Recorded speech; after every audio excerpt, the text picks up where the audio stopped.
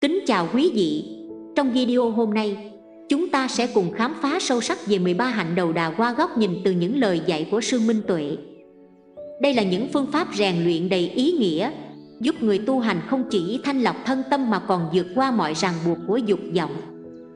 Từ việc mặc y phấn tảo, ăn xin trong bát, đến sống giữa thiên nhiên, mỗi hạnh đầu đà mang một ý nghĩa riêng biệt, khuyến khích chúng ta hướng về cuộc sống đơn giản, bình an và tràn đầy lòng từ bi. Với tinh thần tôn trọng và học hỏi, chúng ta cùng nhìn nhận lại cuộc sống và tìm kiếm sự bình yên bên trong. Video này sẽ giúp bạn cảm nhận được giá trị và sức mạnh tiềm ẩn trong từng hạnh đầu đà mà sư Minh Tuệ đã truyền đạt qua lời dạy của Đức Phật. Hạnh thứ nhất, mặc y phấn tảo. Chúng ta thường nhìn thấy vẻ đẹp của chiếc áo, chiếc quần mình mặc, nhưng ít khi nghĩ về giá trị thật sự của chúng. Phật giáo đã chỉ ra một lối sống thật giản dị mà sâu sắc qua hạnh mặc y phấn tảo, những tấm vải vụn được nhặt từ các nơi như nghĩa địa, bệnh viện hay các ngã đường. Hành giả không nhận áo quần cúng dường từ thí chủ, mà tự mình thu gom từng mảnh vải vụn, giặt sạch và giá lại thành y phục để mặc. Qua đây, chúng ta sẽ cùng nhau tìm hiểu bài học sâu sắc mà hạnh này mang lại. Mặc y phấn tảo là biểu tượng của sự buông bỏ. Người tu hành không còn lệ thuộc vào sự cúng dường hay lòng thương hại, mà tự mình sống, tự mình làm chủ cuộc đời. Không còn bị lệ thuộc vào vật chất, cũng không còn chấp vào vẻ đẹp của chiếc áo. Người tu sĩ tự tại và an lạc từ trong tâm. Đây là một cách để phá bỏ sự bám víu vào những thứ bên ngoài, giúp hành giả hướng tâm về sự thanh tịnh. Khi những lớp vải vụn đó chấp giá thành chiếc y, người tu sĩ dần thấy rằng cuộc đời này không có gì bền vững. Mỗi mảnh vải, mỗi vết giá giống như những nỗi đau, khổ não mà chúng ta trải qua. Khi chúng ta biết chấp nhận và dung chứa những mảnh đời vụn vỡ, chính lúc đó là lúc chúng ta tìm được sự an nhiên. Chúng ta không cần một chiếc áo hoàn mỹ, chỉ cần một tấm lòng biết đủ và biết trân quý từng điều nhỏ bé trong đời. Dù chúng ta sống giữa đời thường, không cần phải trở thành tu sĩ mới có thể học được sự tự tại và biết đủ. Khi cuộc sống trở nên phức tạp, quay lại với sự đơn giản và trân trọng từng khoảnh khắc, từng điều mình có sẽ mang đến niềm an vui. Hạnh mặc y phấn tảo nhắc nhở chúng ta rằng cuộc sống đáng quý không phải ở vẻ ngoài hào nhoáng, mà ở sự giản dị từ nội tâm. Hạnh mặc y phấn tảo là một tấm gương cho mỗi chúng ta về sự khiêm nhường, biết đủ và buông bỏ. Khi chúng ta thôi lệ thuộc vào những điều phù phiếm, chúng ta sẽ chạm được đến sự thanh tịnh, như một đóa hoa sen vươn lên từ bùn mà vẫn thơm ngát, thanh cao. Hạnh thứ hai, chỉ mặc ba y.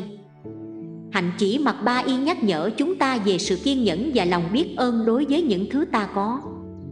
Ba chiếc y đơn sơ bao gồm thượng y, trung y và hạ y, được các vị tu sĩ mặc ngày qua ngày, cho đến khi y phục rách nát, không còn chỗ giá mới được thay mới. Đó không chỉ là trang phục, mà còn là minh chứng cho sự tiết chế, tôn trọng từng sợi vải, từng đường chỉ, như biểu tượng cho sự buông bỏ. Sự khắt khe này không phải là khổ hạnh để hạ thấp mình, mà là sự thể hiện lòng tri ân và khiêm nhường. Khi chúng ta chấp nhận sống giản đơn, không chạy theo nhu cầu tích lũy vật chất, ta đang giải phóng bản thân khỏi gánh nặng và những mong cầu vô tận. Hạnh chỉ mặc ba y là lời nhắc nhở chúng ta về điều gì thực sự quý giá trong cuộc sống. Khi tâm ta không bị ràng buộc vào sự sở hữu, khi ta không còn bị chi phối bởi vật chất, đó là lúc ta tìm thấy niềm an lạc thực sự. Trong cuộc sống hiện đại, chúng ta có thể không sống đời tu hành, nhưng liệu có thể chọn lấy cho mình một chút giản dị, một chút buông bỏ, để lòng nhẹ nhàng hơn. Ba chiếc y của chư Tăng không chỉ là tấm vải che thân, mà là bài học vô giá về sự thanh bần và đức khiêm tốn. Nhờ đó, tâm hồn họ không còn vướng mắc, trái tim họ luôn an nhiên. Hạnh chỉ mặc ba y là hạnh từ bỏ những điều không cần thiết, là con đường đưa chúng ta đến gần với sự tự do thực sự. Hãy cùng nhau chiêm nghiệm và để tâm hồn chúng ta tìm thấy sự an lành. Hạnh thứ ba, khất thực để sống. Khất thực có nghĩa là đi xin ăn, nhưng không phải để thỏa mãn nhu cầu hay dục vọng của thân xác, mà là để nuôi dưỡng tâm từ bi và khiêm nhường. Chư Tăng không ngồi đợi ai đến dâng thức ăn, cũng không đợi tín chủ mời đến nhà để cúng dường, mà các ngài tự mình mang bình bát ra đi, từng bước nhẹ nhàng, ung dung, thảnh thơi, xin chút cơm ít ỏi từ lòng thương mến của bá tánh. Trong hành động ấy chứa đựng biết bao sự buông bỏ và tấm lòng rộng mở. Đó là cách các ngài thực hành lòng khiêm nhường, không phải nhận gì đó là quyền lợi, mà là cách để đón nhận sự sống bằng cả lòng biết ơn và sự chân thành. Chư Tăng không bám víu vào vật chất mà thấu hiểu rằng dù có ít hay nhiều, điều quan trọng nhất là sự nuôi dưỡng tâm hồn, là tình thương yêu và lòng kính trọng. Khất thực không chỉ là cách để nuôi dưỡng thân thể mà còn là cách nuôi dưỡng tâm hồn. Qua từng hạt cơm, từng miếng bánh được ban tặng, chư Tăng học cách biết đủ, biết ơn và học cách sống đơn giản, thanh thản trong từng khoảnh khắc. Chúng ta, những người đang mãi miết kiếm tìm vật chất, liệu có bao giờ nghĩ đến việc học từ chư Tăng, học cách buông bỏ lòng tham, sống đơn giản và biết ơn những gì mình đang có, để thấy rằng bình yên thật sự đến từ việc từ bỏ bớt những đòi hỏi, những áp lực do chính ta tạo nên. Qua hình ảnh chư Tăng mang bình bát khất thực, ta có thể nhận ra rằng đôi khi trong cuộc sống, chúng ta cần học cách từ bỏ, không phải vì ta thiếu thốn, mà vì ta đã nhận ra sự dư thừa trong lòng mình. Hạnh phúc thực sự chính là bình an trong tâm, là khi ta sống với lòng biết ơn và mỗi ngày trở thành một bước chân thanh thản trên con đường của chính mình. Hạnh thứ tư, khất thực theo thứ lớp. Khất thực theo thứ lớp là một hạnh cao quý trong pháp đầu đà của người tu hành. Đây không chỉ là việc nhận đồ ăn hay tìm kiếm nguồn sống, mà là một phương cách để rèn luyện tâm trí và thử thách lòng kiên nhẫn, từ bi. Người hành khất thực không chọn lựa nơi giàu sang hay nghèo khó, không đến chỗ đồ ăn ngon nhiều mà bỏ qua nơi chỉ có những thức ăn đạm bạc. Thay vào đó, các vị khất sĩ đi tuần tự từng nhà, không phân biệt chủ nhân là người quyền quý hay người nghèo khổ. Mỗi nhà họ đến là một biểu hiện của lòng từ, chấp nhận mọi điều như chúng vốn có, không kỳ vọng, không mong cầu. Hạnh khất thực ấy dạy ta bài học gì? Đó là bài học của sự bình đẳng và lòng yêu thương không điều kiện.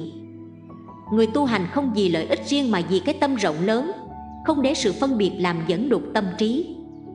Họ mang trong lòng niềm tin vào sự thanh khiết của cuộc sống, với niềm biết ơn dù chỉ là một chút thức ăn giản dị cũng đủ làm tâm hồn trở nên phong phú. Khất thực theo thứ lớp là một hành trình để rèn luyện lòng khiêm nhường, không phân biệt giàu nghèo, để trái tim ta mở rộng, biết ơn tất cả mọi điều trong cuộc sống. Hành này nhắc nhở chúng ta về một lối sống không chỉ cho riêng mình mà còn cho tất cả chúng sinh, rằng tình thương không cần phân biệt, niềm vui chân thật đến từ sự cho đi và nhận lại trong an lành.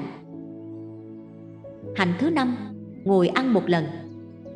Khi ngồi xuống dùng bữa, người tu hành chỉ ăn một lần. Nếu đã đứng dậy, dù có người đến cúng thêm, họ vẫn không ăn nữa. Hành động này không chỉ đơn thuần là một kỷ luật, mà còn thể hiện tinh thần từ bỏ và lòng biết ơn. Bằng cách chỉ ăn vừa đủ và không tham luyến, người tu hành học cách kiểm soát những ham muốn bên trong, thể hiện lòng tri ân sâu sắc đối với những gì đã nhận được từ người khác. Thực hành ngồi ăn một lần không chỉ giúp tâm trí thanh tịnh mà còn giúp người tu sĩ không bị vướng mắc vào dục vọng. Khi chúng ta học cách chỉ ăn một lần, chúng ta học cách biết đủ, từ bỏ ham muốn và dần dần giải thoát mình khỏi sự phụ thuộc vào vật chất. Qua đó, chúng ta đạt đến sự thanh tịnh và yên bình trong tâm hồn.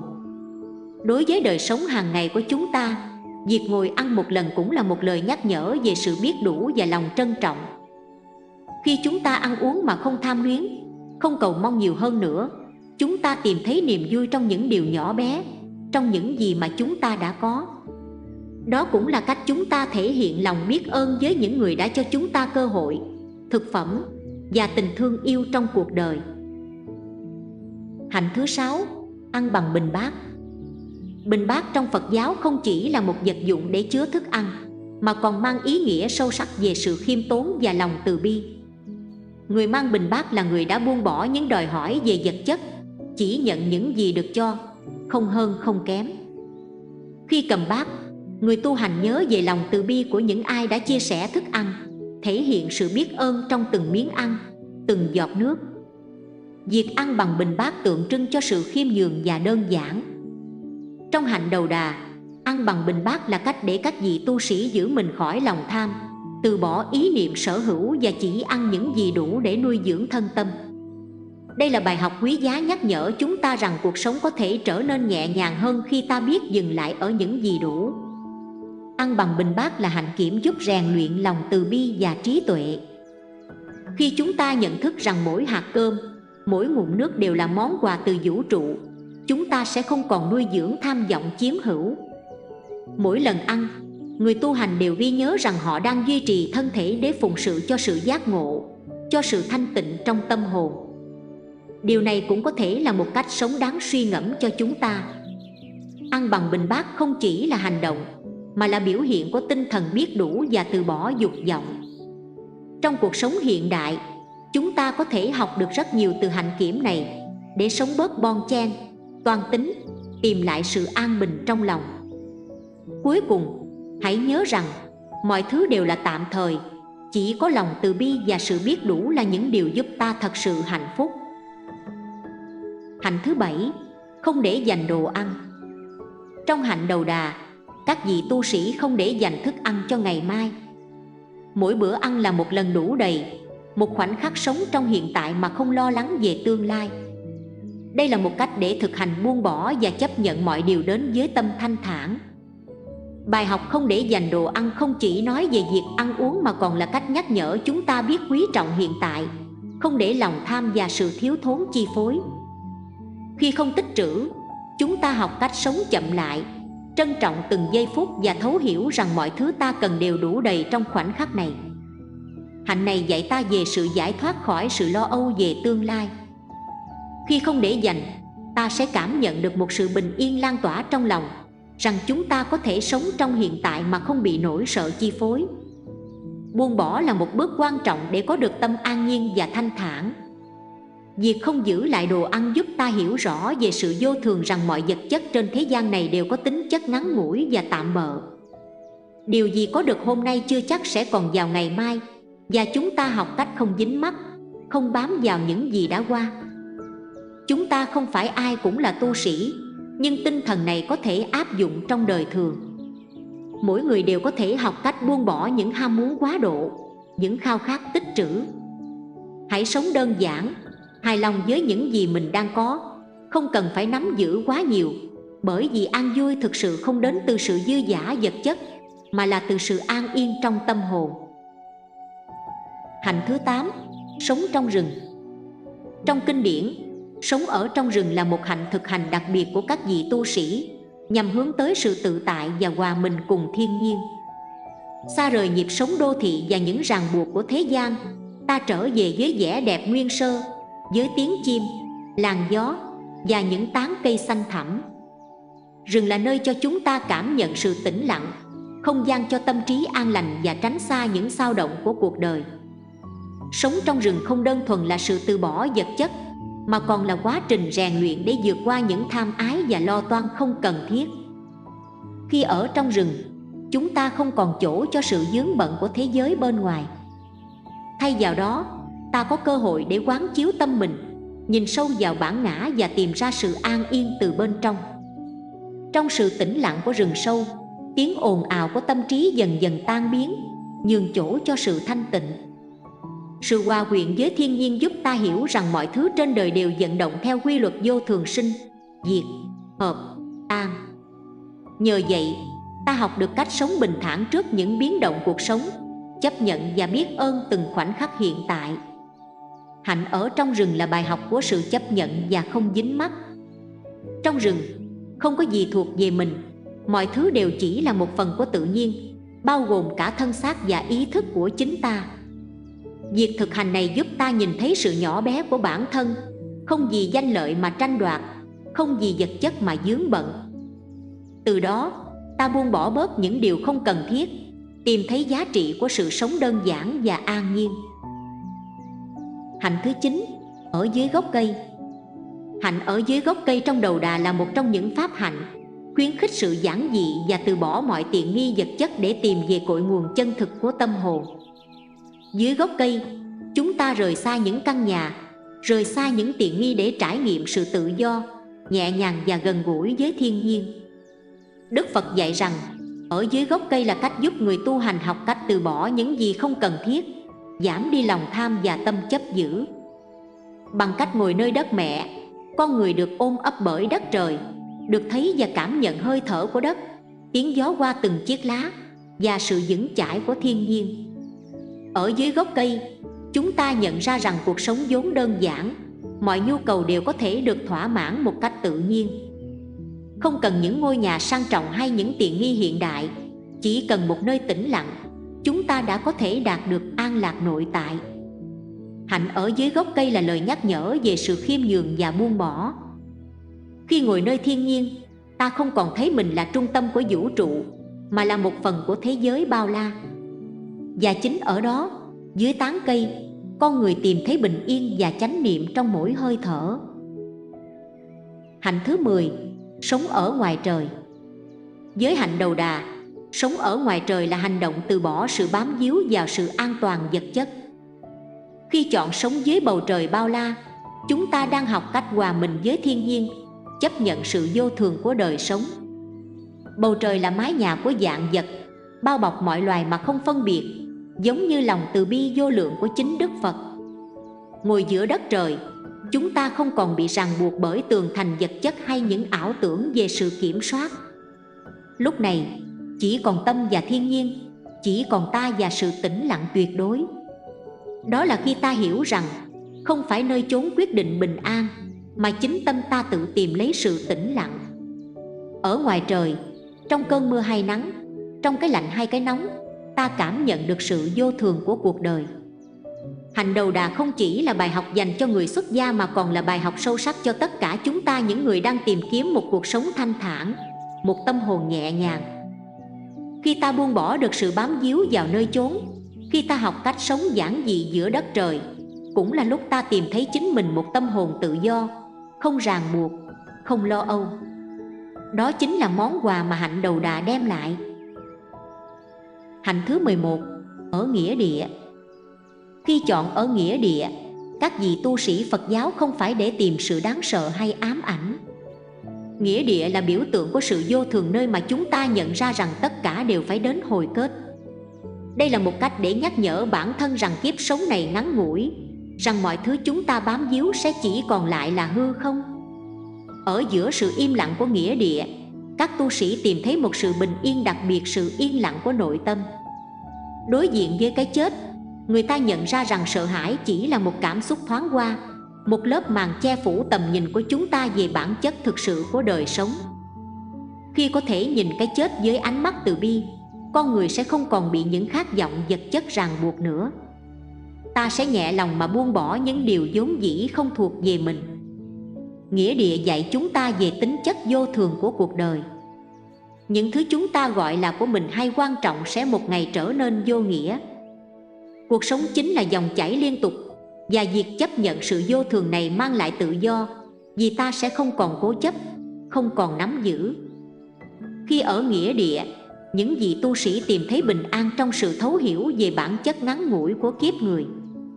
Họ không xem nghĩa địa là nơi đầy tang thương mà là một lớp học, là nơi để tâm trí trở nên tỉnh thức, hiểu rõ rằng sống là để giác ngộ, không phải để đeo đuổi những điều phù phiếm. Bình an chỉ thực sự đến khi tâm mình không còn sợ hãi, không còn bám víu, và sẵn sàng đối diện với mọi sự thay đổi. Hạnh đầu đà ở nghĩa địa là một lời nhắc nhở về hành trình vô thường, về việc buông bỏ để tìm đến sự bình yên trong tâm hồn. Dù ở đâu hay sống như thế nào, khi hiểu rõ rằng tất cả đều sẽ qua đi, ta sẽ không còn bị trói buộc bởi những lo toan, sợ hãi. Và đó là khi ta thật sự hiểu được giá trị của một cuộc sống thanh thản, an nhiên. Hạnh thứ 12. Nghỉ ở đâu cũng được. Hôm nay chúng ta cùng nhau lắng động để tìm hiểu về một trong những hạnh đầu đà, nghỉ ở đâu cũng được. Đây là một bài học sâu sắc về cách ta có thể đạt được sự thanh thản và an nhiên trong tâm hồn. Trong cuộc sống, con người thường tìm kiếm một nơi chốn cố định, một nơi mà họ cho là sẽ mang lại sự an toàn và hạnh phúc. Nhưng đôi khi, sự an nhiên không nằm ở chỗ ta nghỉ ngơi, mà nằm ở thái độ của ta đối với nơi ấy. Phật dạy rằng những ai thật sự buông bỏ được lòng bám víu vào vật chất, không quan trọng nơi chốn hay hoàn cảnh, đều có thể an trú trong niềm vui từ nội tâm. Nghĩ ở đâu cũng được không chỉ là việc sống đơn sơ, mà còn là một cách để đối diện với chính mình, để tìm thấy sự bình yên từ bên trong, không lệ thuộc vào bên ngoài. Một người sống theo hạnh đầu đà này sẽ cảm nhận được rằng bất cứ nơi nào cũng là nhà, bởi họ không còn bám víu vào ý niệm về sự sở hữu. Bất cứ hoàn cảnh nào cũng là nơi an trú, vì họ đã làm chủ tâm trí, không còn bị hoàn cảnh chi phối. Hạnh nghĩ ở đâu cũng được nhắc nhở chúng ta rằng để tìm thấy sự an vui thật sự, hãy buông bỏ sự bám víu và mở lòng đón nhận mọi hoàn cảnh. Đó chính là bài học từ Phật, để chúng ta không còn phải bận tâm về nơi chốn mà chỉ cần một tâm trí an nhiên. Hạnh thứ 13, ngủ ngồi. Khi một vị tu sĩ chọn ngồi thay vì nằm, đó là một lời nhắc nhở rằng thân thể có thể mệt mỏi, nhưng tâm trí luôn cần sự tỉnh thức. Ngồi ngủ giúp người tu rèn luyện sự tỉnh táo và lòng quyết tâm, để không lạc lối trong sự dễ dãi của bản thân. Qua hành động này, ta học cách không để sự thoải mái làm lu mờ mục tiêu cao cả. Phật dạy rằng lười biếng là một trong những kẻ thù lớn nhất của sự giác ngộ. Khi chọn ngồi ngủ, các vị tu sĩ thực hành từ bỏ sự thoải mái để phá vỡ rào cản lười biếng trong tâm hồn. Đó là một hành động mạnh mẽ để khuyến khích tinh tấn, giúp họ vượt qua những ham muốn tạm thời, tìm kiếm niềm vui trong sự nỗ lực. Mỗi khoảnh khắc tỉnh thức là một lời nhắc nhở rằng thời gian không ngừng trôi. Ngồi ngủ không chỉ là một hành động giới hạn thân thể, mà còn là cách để luôn ý thức về sự vô thường của cuộc đời, giúp ta hiểu rõ rằng cuộc sống này ngắn ngủi, mỗi giây phút đều quý giá. Đối với những ai trong đời sống thường ngày, ngồi ngủ của người tu hành có thể là bài học sâu sắc về việc không để sự dễ dãi chi phối bản thân. Hãy đối diện với thử thách, và thay vì lựa chọn con đường dễ dàng, hãy đi theo con đường của sự bền chí. Sự kiên nhẫn, tinh tấn trong từng hành động sẽ giúp ta đạt được những mục tiêu ý nghĩa hơn. Ngồi ngủ không phải là từ bỏ sự nghỉ ngơi, mà là từ bỏ sự buông thả. Khi chúng ta thực hành buông bỏ lòng ham muốn sự dễ dàng, chúng ta sẽ tìm thấy một loại tự do khác, một sự tự do thực sự đến từ tâm hồn an tịnh. Đó là khi ta hiểu rằng những ràng buộc không nằm ở ngoại cảnh, mà nằm ở trong chính tâm trí mình. Qua 13 pháp đầu đà, Phật dạy rằng sự thanh thản không đến từ những gì bên ngoài, mà từ sự tĩnh lặng bên trong. Khi thực hành những pháp này, ta không chỉ đang tu tập mà còn tự trao cho mình món quà vô giá của sự an yên và tự tại. Hy vọng rằng qua video này, các bạn sẽ hiểu thêm về giá trị của việc sống giản đơn, buông bỏ và biết trân quý những gì mình đang có. Bởi lẽ, tâm bình an chính là món quà quý giá nhất mà chúng ta có thể mang theo suốt cuộc đời. Cảm ơn các bạn đã lắng nghe và cùng đồng hành. Nếu thấy video hữu ích, hãy nhấn thích và chia sẻ để lan tỏa những giá trị này đến nhiều người hơn.